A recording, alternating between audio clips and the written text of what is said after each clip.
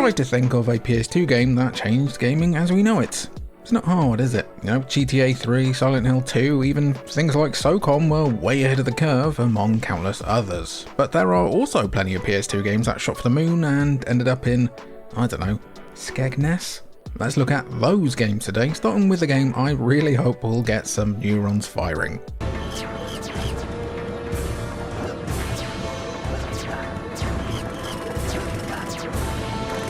Wow, yeah, who remembers this one? Jak and Daxter? It certainly wasn't. Unquestionably a victim of its own ambition, Haven Call of the King was all set to be the action-adventure hit that Midway Games and Traveller's Tales were looking for on the PS2. A sci-fi action-adventure game, Haven would include elements drawn from several different genres, including platforming, puzzle-solving, shoot-em-ups, space combat, and racing, with Midway and TT Games even trademarking the term freeformer gameplay in reference to many different genres Haven would be pulling from. Just to put the nail in the overconfident coffin even further, Midway were hoping that Call of the King would be just the first step in the Haven trilogy.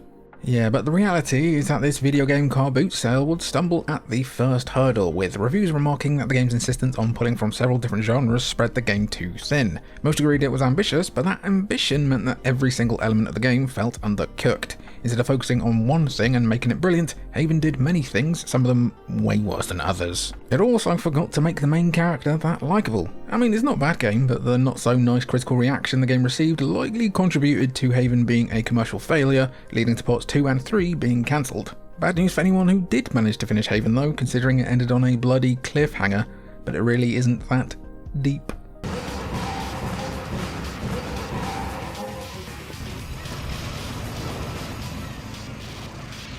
The PS2 might have introduced the world to the Monster Hunter franchise, but while Capcom were busy incubating what would become their sleeping dragon, other game developers were offering their take on the accept quest, kill monster, repeat formula. Deepwater from Tamsoft Corporation might be the most interesting and different take though, as instead of playing as a lone warrior wielding a massive weapon and running headfirst towards the nearest dragon, Deepwater casts you as a lone sailor, exploring the ruins of a flooded post-apocalypse searching for gigantic eldritch-inspired abominations. As you're alone on the boat, it's up to you to drive, shoot and manage the fuel on your speedboat, leading to you running around your boat like a headless chicken the minute creatures or bandits start trying to attack you. There's also a full open world to explore, plenty of monsters to hunt and new weapons to find, making it pretty ambitious for a PS2 game. Unfortunately, the idiosyncratic nature of the game and the frankly woeful story progression that requires endless sluggish trekking across the map meant that Deepwater never found much of an audience on the PS2, but it's still kind of interesting. Hey, all paths towards progress tend to be bumpy.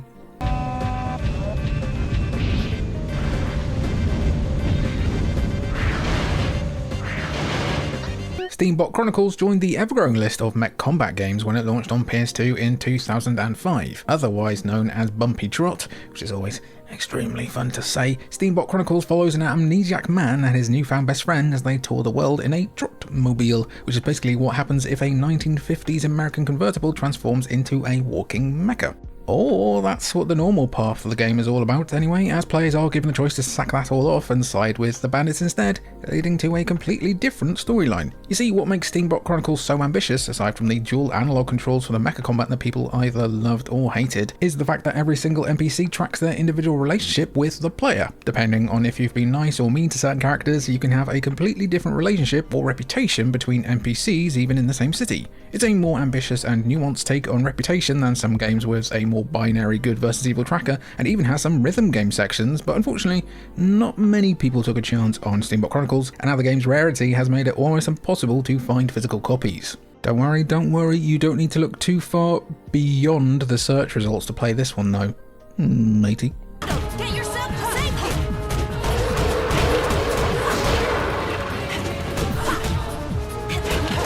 So yeah, unquestionably the most famous example in this video, Beyond Good and Evil has become widely regarded as one of the best 3D action-adventure games of the PS2 era. In a lot of ways, Beyond Good and Evil was the game that Haven could have been, as both are sci-fi action-adventures that pull from a range of genres to create something unique and engaging. In BGNE's case, their stealth, platforming, combat, racing, puzzle solving, and more all jumbled together in a compelling story of Jade, an investigative reporter at the forefront of an alien conspiracy. Critics at the time lauded Beyond Good and Evil as one of the best best games out there, with a large majority of that praise due to the impressive execution of its own ambitious elements without ever feeling bloated or incoherent. Had it been just another case of a PS2 era game with lofty promises and middle-of-the-road results, Beyond Good and Evil would have been yet another forgotten game on a platform littered with them. The cruel irony with Beyond Good and Evil, though, is that despite the game's impeccable review scores and numerous awards, the commercial sales were beyond disappointing, and it was actually bundled with cheese. Yes, genuinely cheese at one point. We're sure all our lovely, beautiful viewers played it and enjoyed cheese, but the general public, not so much.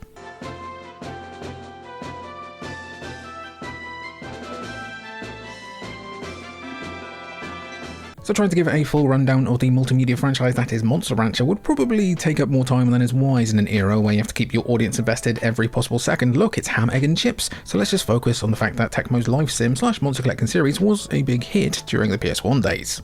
Being able to use your own CDs to generate monsters within the game was a big thing back in those days, and it'd be pretty sick today as well actually, as the feature also appeared in Jade Cocoon, but Monster Rancher made the feature its own. As soon as Monster Rancher 3 debuted on the PS2, Tecmo added more scanning features, including the ability to scan DVDs now instead of just CDs, giving players even more bizarre monstrosities to boss around. Aside from the ability to scan more discs though, what made Monster Rancher 3 a more ambitious game? Well, for starters, MR3 introduced a cel-shaded graphical style in 2001. Monster Rancher 3 was certainly among the first to take advantage of this new graphical style. Beyond that, the gameplay was overhauled too, as while previous games were just about training monsters to fight and send them on expeditions, MR3 introduced regions and climates that different monsters would be affiliated with, adding a much-needed layer of complexity to the game. But as cool as this all sounds, for whatever reason, the series has kinda struggled to remain relevant in the West over the last 25 years. Maybe it's just unlucky? Alert!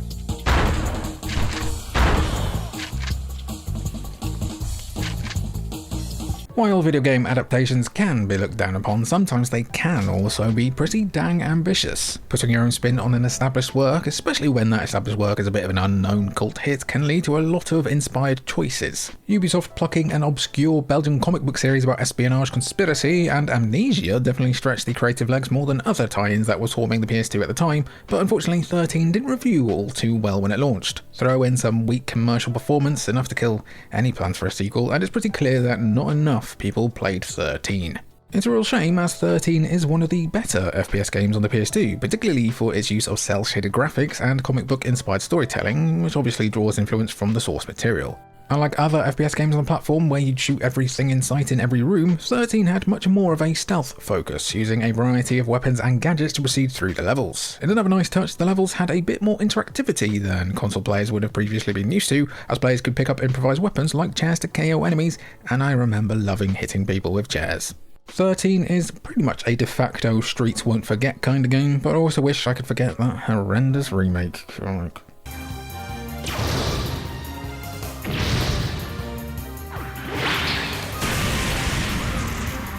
From the name and majority of the game's cover, you can be forgiven for thinking that this is just another RPG on a platform that, quite frankly, was filled to bursting with the buggers. The name just speaks generic fantasy, while the kids on the cover who look like they're going through it TM could be found on literally any other RPG. Of course, when you look at the top end of the cover and think, wait, is that a bloody Gundam? Turns out, yes, it is, as the MS in the title stands for Mobile Suit. Quite why Bandai wanted to make a turn-based Gundam RPG without driving home the fact that it's Gundam related is baffling, and might have contributed to this game's relative obscurity.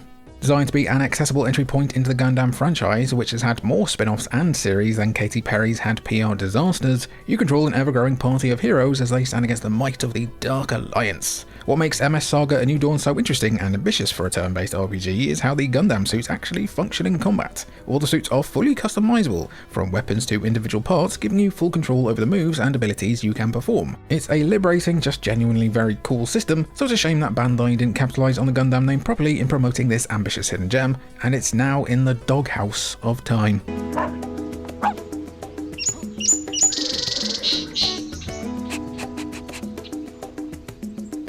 Experiencing the world through the eyes of a dog is the type of thing that you can only do with video games, unless you're an Animorph, in which case, sound off down below, Mr. Animorph, which is what makes Dog's Life so ambitious from the get-go. It's also funny that Sony published this, because they definitely wouldn't these days. Playing as an American foxhound by the name of Jake, you'll explore 3 different regions of a fictionalized version of America, all in the hopes of trying to rescue another dog you have a crush on from the dog pound. Granted, this dog's life might be a completely different life from most dogs, but who's to say the dog you have at home isn't going on a huge adventure when you head out to work? Something for you to think about there. Essentially a collectathon platformer, Dog's Life's main innovation is the introduction of smell-o-vision, designed to simulate the more scent-based way dogs explore and see the world. Using smell-o-vision, you're essentially collecting bones to unlock stat upgrades and new abilities, which probably isn't how that actually works. The end result unfortunately led to something of a recurring issue for games in this episode, which is middling reviews and poor sales, but there haven't been many games since that have really tried to put players in the paws of a pooch. Say what you want about Dog's Life, but it did take a big swing, and you can't get more ambitious than that, even if the animations look a bit forsaken these days.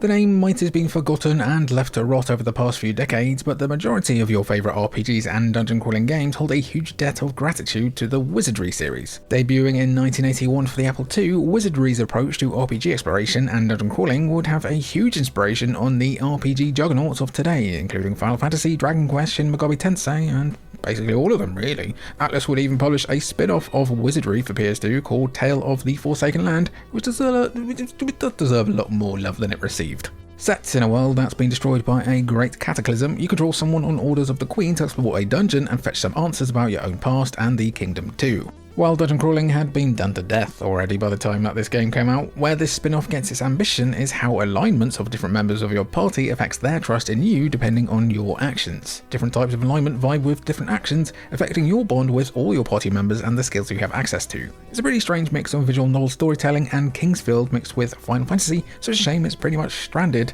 in the shadows. No, sorry, didn't mean to invoke you, sorry. Go back to sleep, sorry, the Rasmus, sorry.